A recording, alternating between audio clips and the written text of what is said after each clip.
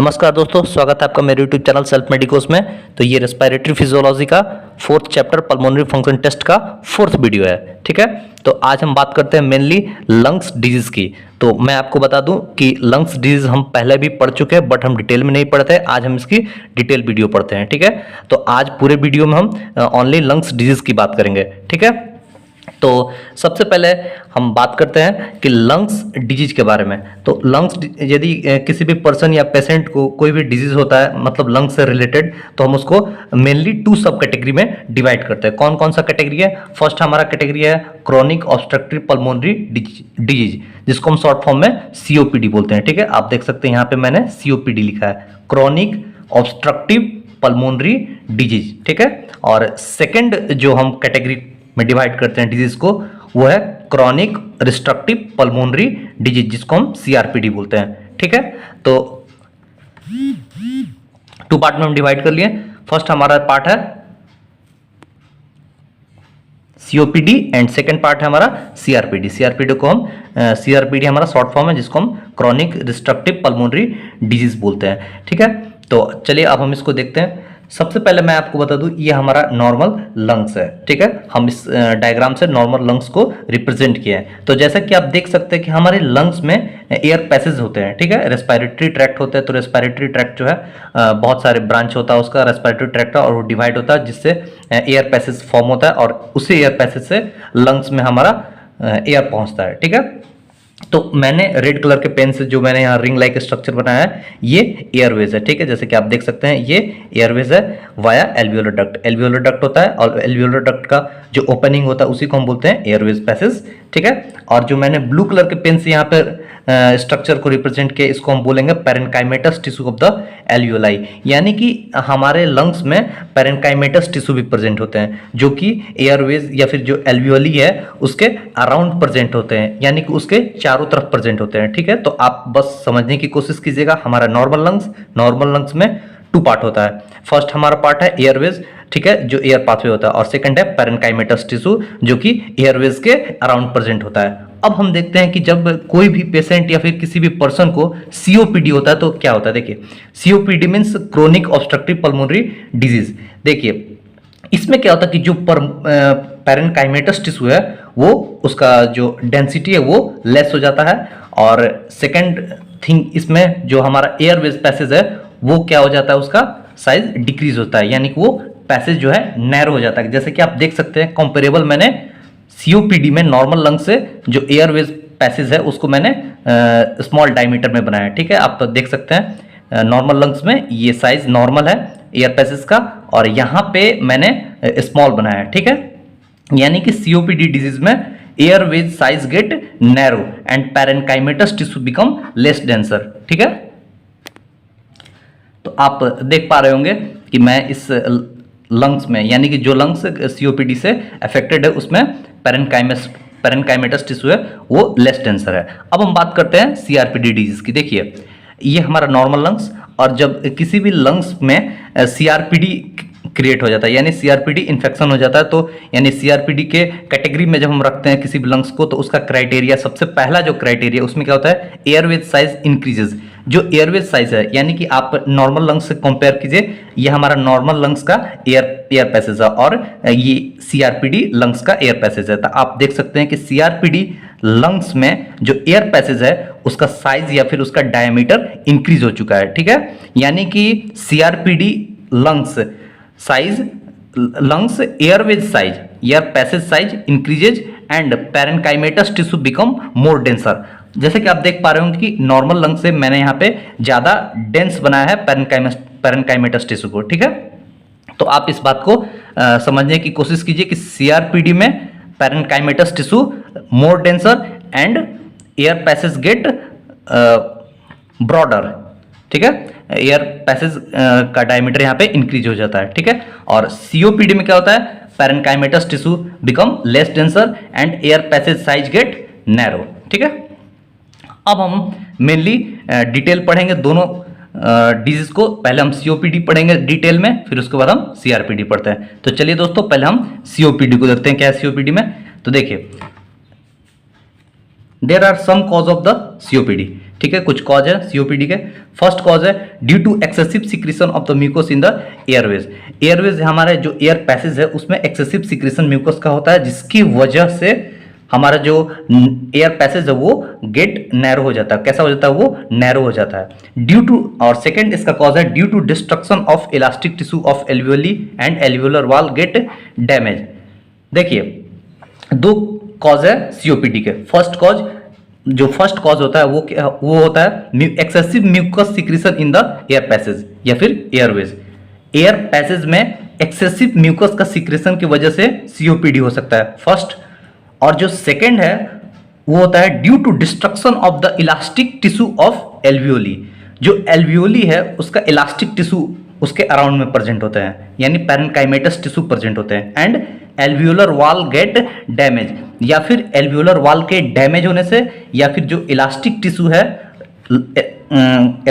है हमारा एल्वियोली का, उसके डिस्ट्रक्शन होने से भी सीओपीडी हो सकता है। तो there are two cause of the COPD. First due to excessive secretion of the mucus in the airways, and second due to destruction of the elastic tissue of alveoli and alveolar wall get damage. ठीक है, देखिए इसका first का best example आप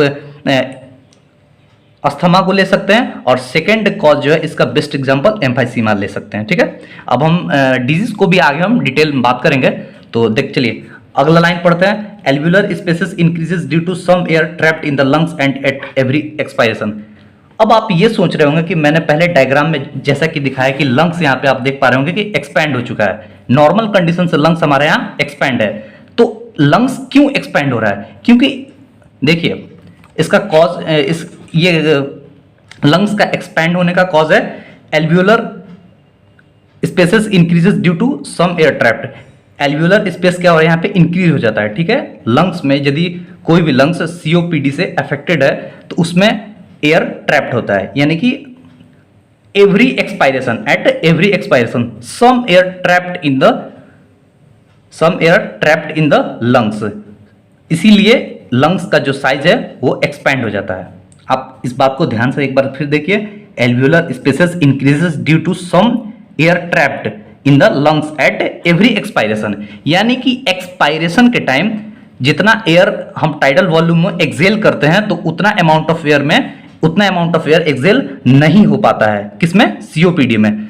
तो इसलिए थोड़ा थोड़ा एयर इकट्ठा होते जाता है हमारे लंग्स में, जिसकी वजह से हमारे लंग्स का साइज नॉर्मल लंग्स से साइज ज्यादा इंक्रीज हो जाता है। ठीक है, तो आपका ये कंसेप्ट क्लियर हो गया होगा।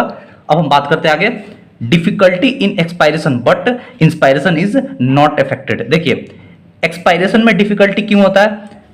एक्सपायरेशन में डिफिकल्टी होता है ड्यू टू नैरो पैसेज। ठीक है, जो हमारा पैसेज है वो नैरो हो चुका है, तो हम एक्सपायरेशन सही से नहीं कर पाएंगे।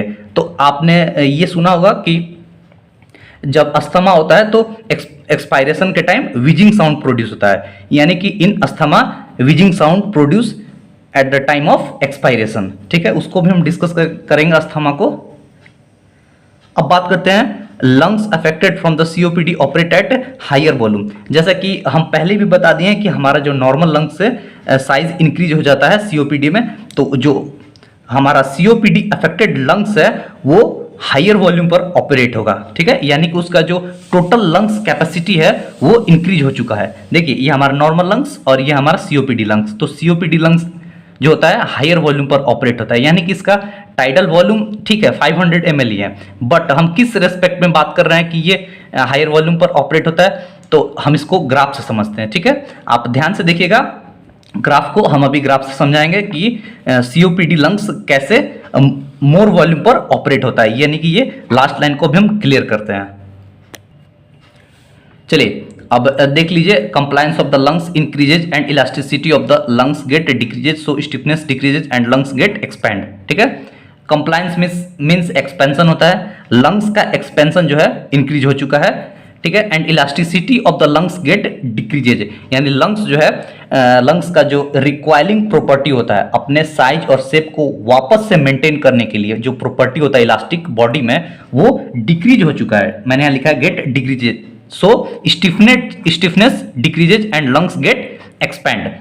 ठीक है, तो इसका हम कॉज पहले भी बता चुके हैं, इसका कॉज क्या था कि some air trapped at every expiration. अब हम बात करते हैं कि जो हमारा सीओपीडी लंग्स है वो हायर वॉल्यूम पर कैसे ऑपरेट होता है, और आप इस बात को जरा ध्यान से समझिएगा, ठीक है दोस्तों। तो ये हमारा सबसे पहले नॉर्मल लंग्स का स्पायरोग्राम है, ठीक है। आप इस स्पायरोग्राम के लिए पहले वीडियो, इसका जो हम इसके पहले वाला वीडियो आप उसको देख लीजिए, स्पायरोग्राम आप समझ जाएगा। देखिए सबसे पहले मैं आपको बता दूं कि ये हमारा टाइडल वॉल्यूम को रिप्रेजेंट कर रहा है, जो मैंने ये इन दोनों लाइन के बीच में बनाया, ठीक है। उसके बाद ये एक्सपायरेटरी रिजर्व वॉल्यूम है, जो हम एक्स्ट्रा वॉल्यूम जो है एक्सपायर कर रहे हैं, ये एक्सपायरेटरी रिजर्व वॉल्यूम, और ये रेसिड्यूअल वॉल्यूम जो रेस्ट होता है। रेसिड्यूअल वॉल्यूम कितना होता है, ये अप्रॉक्स 1200 ml होता है, और expiratory reserve volume approx 1100 ml होता है, ठीक है।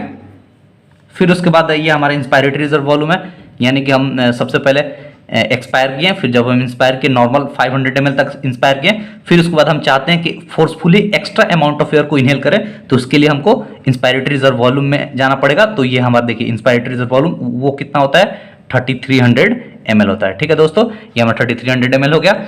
अब देखिए ये तो हमारा नॉर्मल लंग्स हो गया, जो कि नॉर्मल लंग्स जो हमारा नॉर्मल वॉल्यूम पर ऑपरेट होता है, जो कि मैक्सिमम कितना होता है 6000 ml, ठीक है। कितना होता है मैक्सिमम 6000 ml। अब देखिए अभी हमारा सीओपीडी लंग्स है। सीओपीडी लंग्स में क्या प्रॉब्लम है कि सीओपीडी लंग्स एक्सपैंड हो चुका है। तो जब ये एक्सपैंड हो गया तो ये पहले से, यानी कि जो हमारा टाइडल वॉल्यूम था वो पहले से ऊपर की तरफ शिफ्ट हो चुका है, यानी कि पहले से ही some amount of air present है लंग्स में। आप इस बात को समझिए कि सम अमाउंट ऑफ एयर पहले से लंग्स में प्रेजेंट है, यानी कि हम इनहेलेशन तो कर ले रहे हैं, बट एक्सहेलेशन के टाइम सम एयर फिर भी ट्रैप्ड हो जा रहा है। तो इसलिए हमारा जो ग्राफ है ऊपर की तरफ शिफ्ट हो रहा है। आप इस बात को देखिए, ये मैंने ग्राफ को ऊपर की तरफ यहां से बनाया, यानी कि टाइडल वॉल्यूम जो है ये हायर वॉल्यूम पर ऑपरेट हो रहा है, ठीक है। जिसकी वजह से यहाँ पे आप expiratory reserve volume, residual volume और इंस्पायरेटरी रिजर्व वॉल्यूम को देखिए, ये पहले से कर्व जो है ऊपर की तरफ शिफ्ट हो चुका है। अब हम इसको देखते हैं कि इस कर्व में, सीओपीडी कर्व में क्या क्या चेंज आया है। देखिए आप बस ध्यान से देखिएगा। Total lungs capacity, first line, total lungs capacity increases from the normal lungs. Total lungs capacity that means, तो जैसा कि आप देख सकते हैं टोटल लंग्स कैपेसिटी में हम किस किस चीज को इंक्लूड करते हैं। सबसे पहले टीएलसी किसको बोलता है, तो टीएलसी में आपको फिर से एक बार बता दूं दोस्तों कि जब हम फोर्सफुल इंस्पायरेशन करते हैं उसके बाद जो हमारे अमाउंट ऑफ एयर हमारे लंग्स में प्रेजेंट है उसको हम टीएलसी बोलते हैं, टोटल लंग्स कैपेसिटी। तो हम किस किस चीज को फोर्सफुल इंस्पायर कर सकते हैं, सबसे पहले इंस्पायरेटरी रिजर्व वॉल्यूम, फिर टाइडल वॉल्यूम, फिर एक्सपायरेटरी रिजर्व वॉल्यूम, और पहले से हमारे लंग्स में क्या प्रेजेंट है, रेसिड्यूअल वॉल्यूम। तो यानी कि टीएलसी में हम चार वॉल्यूम को इंक्लूड करते हैं, IRV, TV, ERV and RV, ठीक है। और तो आप देखिए नॉर्मल लंग्स का जो हमारा टीएलसी है ये अप टू 6000 ml है। आप देखिए यहाँ पे ग्राफ में 6000 ml है, but in COPD lungs TLC increases from the 6000। मतलब आप देखिए ये ग्राफ मैंने जो टीएलसी का पॉइंट बनाया है ये कुछ ऊपर की तरफ है, ठीक है। यानी कि हमारा लंग्स जो है वो एक्सपैंड हो चुका है, वो हायर वॉल्यूम पर ऑपरेट रहा है, इसलिए उसका जो टोटल लंग्स कैपेसिटी है वो क्या हो गया है, इंक्रीज हो चुका है। Residual volume increases from the normal lungs, ठीक है। देखिए हम आपको फिर से बता दें कि जो एयर हमारे लंग्स में प्रेजेंट होता है उसको हम रेसिड्यूअल वॉल्यूम बोलते हैं। तो फर्स्ट में जो हमारा नॉर्मल लंग्स है उसमें तो 1200 ml होता है, but in COPD lungs there are some amount of air trapped in every expiration, so residual volume increases from the normal lungs, okay. And after उसके बाद हम आगे बढ़ते हैं, एक्सपायरेटरी रिजर्व वॉल्यूम डिक्रीजेज, ठीक है। ईआर भी देखिए डिक्रीज हो रहा है। अब ये ईआर भी डिक्रीज क्यों हो रहा है, because air trapped in the lungs at every expiration, यानी कि हम एक्सपायरेटरी रिजर्व वॉल्यूम किसको बोलते हैं हम, कि मैक्सिमम अमाउंट ऑफ एयर को एक्सपायर करें आफ्टर नॉर्मल एक्सपायरेशन। तो नॉर्मल एक्सपायरेशन में हम फर्स्ट हम 500 ml को एक्सपायर कर चुके हैं, बट अब हम हमारा जो एयर पैसेज है वो स्मॉल हो चुका है, तो जिसकी वजह से हम मैक्सिमम अमाउंट ऑफ एयर को एक्सपायर नहीं कर सकते हैं, जिसकी वजह से हमारा एक्सपायरेटरी रिजर्व वॉल्यूम जो है जो कि 1100 ml होना चाहिए वो अब डिक्रीज हो चुका है। So vital capacity is decreases than normal lungs, यानी कि सीओपीडी लंग्स में वाइटल कैपेसिटी भी डिक्रीज होता है। तो हमारा वाइटल कैपेसिटी का फॉर्मूला होता है आईआरबी, टीवी और ईआरबी। तो वाइटल कैपेसिटी क्यों डिक्रीज हुआ, ड्यू टू ईआरबी, क्योंकि ईआरबी यहाँ पे डिक्रीज हो रहा है, ठीक है। अब मैं आपको फिर से एक बार बता दूं, ध्यान से देखिएगा। टोटल लंग्स कैपेसिटी जो होता है इंक्रीज होता है फर्स्ट। सेकंड हमारा रेसिड्यूअल वॉल्यूम इंक्रीज होता है। थर्ड एक्सपायरेटरी रिजर्व वॉल्यूम, ये हमारा डिक्रीज होता है, जिसकी वजह से हमारा वाइटल कैपेसिटी डिक्रीज होता है। चार चीज सीओपीडी लंग्स में। First TLC increase, second residual volume increase, third expiratory reserve volume decrease, fourth vital capacity decrease due to ERV decreases. Okay, now अब हम आगे बढ़ते हैं। एग्जांपल ऑफ सीओपीडी देखिए, कुछ एग्जांपल है। First asthma, second chronic bronchitis, third emphysema. देखिए emphysema जो कि सिगरेट स्मोकिंग से होता है, और इसमें क्या होता है, एल्वियोलर वॉल डिस्ट्रॉयड होता है। और सिस्टिक फिब्रोसिस, देखिए अब हम आपको बताएं सिस्टिक फिब्रोसिस, फाइब्रोसिस नाम सुनते हैं आपको लग रहा होगा कि ये सीओपीडी का एग्जांपल कैसे हो गया, यानी कि क्योंकि ये लंग्स में फाइब्रोसिस हो रहा है। तो देखिए सीओपीडी का एग्जांपल सिस्टिक फाइब्रोसिस इसलिए है क्योंकि सिस्टिक फाइब्रोसिस में जो वॉल होता है, यानी कि हमारा ये एयर पैसेज है, ठीक है, एयर पैसेज है। तो एयर पैसेज में जैसे कि सिलिका या फिर कैल्शियम जो है ये वॉल के अंदर चारों ओर डिपॉजिट होता है, ठीक है, और वॉल के इनसाइड अराउंड डिपॉजिट हो जाता है, जिसकी वजह से म्यूकस का सिक्रेशन होने लगता है। तो इसलिए सिस्टिक फाइब्रोसिस जो है वो सीओपीडी का एग्जांपल है, ठीक है। फाइब्रोसिस नाम सुन के आपको लग रहा होगा कि इसको सीआरपीडी में रखते हैं, बट ऐसा नहीं है, ठीक है। सिलिका या फिर कैल्शियम का डिपोजिशन होता है कहाँ पे, जो हमारा एयर पैसेज का वॉल है उसमें, ठीक है। एयर पैसेज के वॉल में सिलिका या फिर कैल्शियम का डिपोजिशन हो जाता है, जिसकी वजह से वॉल जो है नैरो हो जाता है, क्योंकि सिलिका और कैल्शियम के डिपोजिशन से वॉल में म्यूकस का एक्सेसिव सिक्रेशन होने लगता है। तो ये चारों disease asthma, chronic bronchitis, emphysema और cystic fibrosis lower respiratory tract का डिजीज है, जो कि हम सीओपीडी कैटेगरी में रखते हैं। अब हम बात करते हैं epiglottitis, tumours, severe cough and cold with phlegm, ठीक है, फ्लेम के साथ यानी बलगम के साथ सीवियर कफ और कोल्ड हो, ठीक है। तो हम इसको अपर रेस्पिरेटरी ट्रैक्ट के डिजीज में रखते हैं, और ये भी क्या है, सीओपीडी का टाइप है, ठीक है। अब हम बात करते हैं दोस्तों सीआरपीडी डिजीज की। तो चलिए अब हम पढ़ते हैं क्रोनिक रिस्ट्रक्टिव पल्मोनरी डिजीज यानी कि सीआरपीडी। तो देखिए आपको सीओपीडी समझ में आ गया होगा, तो अब आपको सीआरपीडी बहुत ही आसानी से समझ में आएगा। तो हम जैसे कि डायग्राम में रिप्रेजेंट किए थे सीआरपीडी डिजीज को, ठीक है। तो दोस्तों आप एक बार इस डायग्राम से कंपेयर कीजिएगा सीआरपीडी को, ठीक है।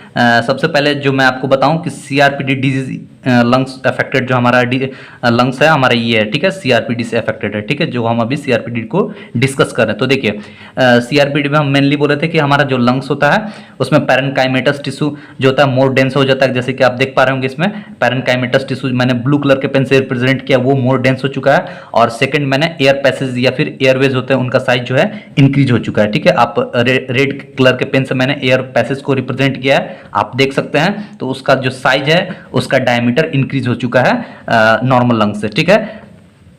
तो ये हमारा सीआरपीडी लंग्स है। तो अभी हम इसको सीआरपीडी को डिस्कस करते हैं।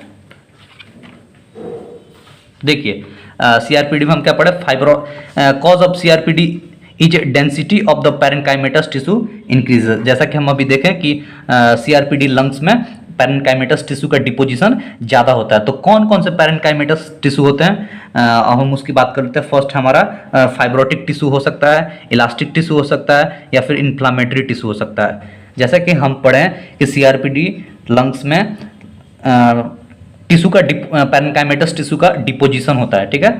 तो कौन सा वो टिश्यू हो सकता है जो कि जिसका डिपोजिशन होता है, फर्स्ट है हमारा fibrotic tissue, second elastic tissue and third है इन्फ्लामेटरी टिश्यू, जिसके वजह से सीआरपीडी लंग्स का जो स्टिफनेस है वो इंक्रीज हो जाता है। यानी कि हमारा जो सीआरपीडी लंग्स है वो ज़्यादा इलास्टिक हो चुका है, यानी कि मोर इलास्टिक एंड लेस कंप्लायंस। आप देख सकते हैं, मैं यहाँ लिखते रहा हूँ मोर इलास्टिक। देखिए इलास्टिक वर्ड को हम एक और वर्ड बोल सकते हैं, स्टिफ भी यहाँ बोल सकते हैं, ठीक है। यानी कि हमारा जो सीआरपीडी लंग्स है वो ज़्यादा स्टिफ हो चुका है, यानी कि वो अपने जो साइज और शेप है उसको बहुत ही जल्दी रीगेन कर ले रहा है। यानी कि वो नॉर्मली लंग से वो उसका साइज डिक्रीज हो चुका है, यानी वो कोलैप्स करने की कंडीशन में। आप इस बात को समझिए, मोर इलास्टिक या फिर स्टिफ एंड लेस कंप्लायंस, ठीक है, लेस कंप्लायंस। हम कंप्लायंस को एक और टर्म से यहाँ पर बोल सकते हैं एक्सपेंड बोल सकते हैं, ठीक है, यानी कि वो अब एक्सपेंड नहीं हो पा रहा है हमारा लंग्स, ठीक है, अब वो एक्सपेंशन के कंडीशन में नहीं है, वो क्या हो चुका है, वो अपने साइज और शेप को बहुत ही जल्दी ही मेंटेन कर लेता है, यानी कि वो बहुत ही ज़्यादा इलास्टिक हो चुका हमारा लंग्स। तो क्यों इलास्टिक हुआ? Due to deposition of parenchymatous fibre, tissue fibre. तो कौन कौन से टिश्यू हैं इसमें? फाइब्रोटिक टिश्यू, इलास्टिक टिश्यू और इन्फ्लामेटरी टिश्यू। अब बात करते हैं डिफिकल्टी इन इंस्पायरेशन। देखिए सीओपीडी लंग्स में वहां पे डिफिकल्टी इन एक्सपायरेशन था, बट सीआरपीडी लंग्स में difficulty in inspiration, but expiration is not affected, ठीक है। अब देखिए अब हम बात करते हैं, हम ग्राफ से समझने की कोशिश करेंगे सीआरपीडी को। तो आप देख सकते हैं ये हमारा नॉर्मल लंग्स है, ठीक है, और ये हमारा सीआरपीडी अफेक्टेड लंग्स है। मैं आपको फिर से बता दूं कि सीओपीडी लंग्स जो कि हायर वॉल्यूम पर ऑपरेट हो रहा था, बट सीआरपीडी लंग्स हमारा लोअर वॉल्यूम पर ऑपरेट होता है, ठीक है। आप जैसा देख सकते हैं कि इसमें आईआरवी नॉर्मल लंग्स से कम है, यहाँ पे आप देख सकते हैं। आप ये भी देख सकते हैं ये रेसिड्यूअल वॉल्यूम जो कि नॉर्मल लंग्स में है, और यहाँ पे रेसिड्यूअल वॉल्यूम डिक्रीज हो चुका है, ठीक है। तो सीआरपीडी हमारा लंग्स लोअर वॉल्यूम पर ऑपरेट होता है। तो हम देखते हैं कि ग्राफ में क्या क्या चेंजेज आए हैं। Lungs get difficult in expansion, ठीक है, मतलब एक्सपेंशन में उसको डिफिकल्टी है, और so less compliance and more elastic, क्योंकि लंग्स का कंप्लायंस डिक्रीज हो चुका है, and more compliance and more elastic, और हमारा लंग्स ज़्यादा इलास्टिक हो गया या फिर ज़्यादा स्टिफ हो चुका है।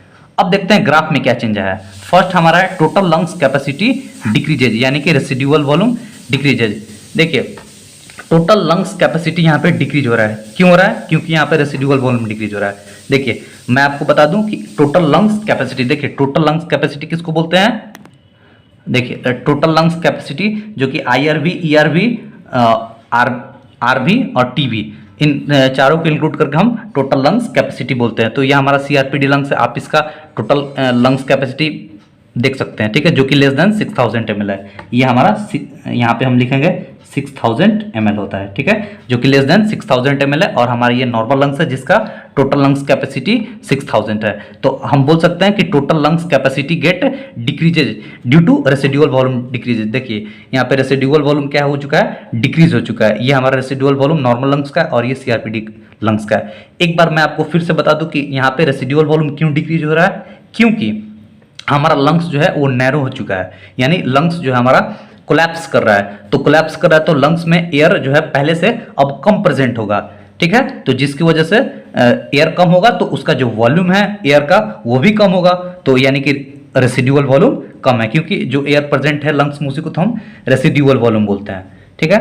अब बात करते हैं रेसिड्यूअल वॉल्यूम डिक्रीजेज सो वाइटल कैपेसिटी डिक्रीज। हमारा वाइटल कैपेसिटी क्या क्या होता है? इंस्पायरेटरी वॉल्यूम, एक्सपायरेटरी वॉल्यूम और रेसिड्यूअल वॉल्यूम। देखिए एक बात मैं आपको फिर से बता दूं कि वाइटल कैपेसिटी दोनों केस में डिक्रीज होता है, सीओपीडी में भी और सीआरपीडी में भी। तो सीआरपीडी में क्यों डिक्रीज हो रहा है? क्योंकि रेसिड्यूअल वॉल्यूम डिक्रीज हो रहा है। और सीओपीडी में क्यों डिक्रीज हो रहा था? क्योंकि सीओपीडी में एक्सपायरेटरी रिजर्व वॉल्यूम डिक्रीज हो रहा था। एक बार ध्यान से सुनिए, सीओपीडी में वाइटल कैपेसिटी डिक्रीज हो रहा था ड्यू टू ईआरबी डिक्रीज हो रहा था, क्योंकि ईआरबी डिक्रीज हो रहा है। बट सीआरपीडी में वाइटल कैपेसिटी डिक्रीज हो जा रहा है क्योंकि यहाँ पे रेसिड्यूअल वॉल्यूम डिक्रीज हो रहा है, ठीक है दोस्तों। अब बात करते हैं lungs affected from CRPD operate at lower volume, ठीक है, यानी कि ये लोअर वॉल्यूम पर ऑपरेट हो रहा है। जैसे कि आप ग्राफ में देख चुके हैं, लंग्स गेट स्टीफन, यानी लंग्स जो हमारा मोर स्टीफ हो चुका है, और लेस कंप्लायंस इसको बोलेंगे लेस कंप्लायंस, ठीक है, यानी कि लेस कंप्लायंस, जिसको हम कंप्लायंस को एक और वर्ड से बोल सकते हैं एक्सपेंशन, ठीक है। आप कंप्लायंस से रिलेटेड जो भी वीडियो है हम इस पर बनाए हैं वीडियो, आप उसको देख लीजिए पहले, फिर आप कंप्लायंस को अच्छी तरह से भी समझिएगा। तो अब चलिए दोस्तों हम सीआरपीडी के डिजीज की मेनली बात करते हैं कि सीआरपीडी में कौन कौन से डिजीज को हम प्लेस करते हैं। तो हमारा फर्स्ट डिजीज है पोलियोमाइलाइटिस, फिर है paralysis of diaphragm, and third है स्पाइनल कॉर्ड से रिलेटेड जितने भी डिजीज होते हैं वो हम सारा सीआरपीडी में प्लेस करते हैं। तो ये इसमें कौन से स्ट्रक्चर इन्वॉल्व होंगे? Central nervous system. कोई भी बॉडी में कहीं भी पैरालिसिस हो रहा है वो उसमें कौन से सिस्टम मेनली अफेक्ट हो रहा है? फर्स्ट तो वो जो ऑर्गन जहां पे पैरालिसिस हो रहा है वो, और उसके साथ हमारा सेंट्रल नर्वस सिस्टम, ठीक है। तो mainly structure involve that is central nervous system affected in 3 cases, first poliomyelitis, second paralysis of diaphragm, third spinal cord related disease, ठीक है। तो all this 3 disease placed in the CRPD example, CRPD cases, ठीक है। अब हम आगे बात करते हैं कुछ और भी डिजीज है जिसको हम CRPD में प्लेस करते हैं। फर्स्ट है फ्लाइल चेस्ट। फ्लाइल मीन्स होता है ब्रोकन, ठीक है, और चेस्ट मीन्स रिब्स, यानी कि रिब्स जब हमारा ब्रोकन हो जाए उस हम केस को फ्लाइल चेस्ट बोलते हैं। फिर प्लूरल इफ्यूजन, हम आपको प्लूरल इफ्यूजन को बता चुके हैं पहले ही जिसको हम बोलते हैं हीमोथोरेक्स, निमोथोरेक्स, हाइड्रोथोरेक्स और पायोथोरेक्स, ये चारों प्लूरल इफ्यूजन के टाइप हैं, ठीक है। तो इन चारों को हम किस में रखेंगे, थोरेसिक किस में रखेंगे, CRPD कैटेगरी में। और लंग्स फाइब्रोसिस, देखिए cystic fibrosis second other disease है और लंग्स फाइब्रोसिस अलग डिजीज है। तो हम बता दें आपको दोस्तों कि लंग्स फाइब्रोसिस को हम CRPD डिजीज में रखेंगे, क्योंकि जो हमारा लंग्स है वो फाइब्रोटिक हो चुका है, यानी कि अब वो स्टिफ हो चुका है। और सिस्टिक फाइब्रोसिस जो कि COPD में हम रखते थे, ठीक है, जो हम सिस्टिक फाइब्रोसिस था उसको हम COPD में रखते थे, क्योंकि उसमें मेनली वॉल में सिलिका या फिर कैल्शियम का डिपोजिशन हो रहा था। बट यहाँ होल लंग्स से रिलेटेड जो भी प्रॉब्लम आएगा हम उसको सीधे CRPD कैटेगरी में रखेंगे, ठीक है। होल लंग्स या फिर लंग्स के मसल्स या फिर लंग्स से रिलेटेड कुछ भी प्रॉब्लम होगा हम उसको CRPD डिजीज में ही रखेंगे, ठीक है। जैसे कि लंग्स फाइब्रोसिस हो गया, या फिर लंग्स का कोई लिगामेंट या फिर लंग्स का कोई मसल्स में पैरालिसिस हो गया तो हम उसको किस में रखेंगे, CRPD डिजीज में। तो आप देख सकते हैं फ्लाइल चेस्ट प्लूरल इफ्यूजन जो कि 4 टाइप के होते हैं, हीमोथोरेक्स, निमोथोरेक्स, पायोथोरेक्स एंड हाइड्रोथोरेक्स, और फिर लंग्स फाइब्रोसिस, इसको हम थोरेसिक कैविटी मेनली इसमें अफेक्ट होता है, ठीक है। और इसको हम कहाँ रखेंगे, एग्जाम्पल ऑफ CRPD में, ठीक है। थैंक यू दोस्तों। तो आपको कैसा लगा ये वीडियो आप कमेंट करके बताएं, और उम्मीद करते हैं कि आपको ये लंग्स से रिलेटेड जो डिजीज है COPD और CRPD आपको अच्छी तरह से समझ में आ गया होगा।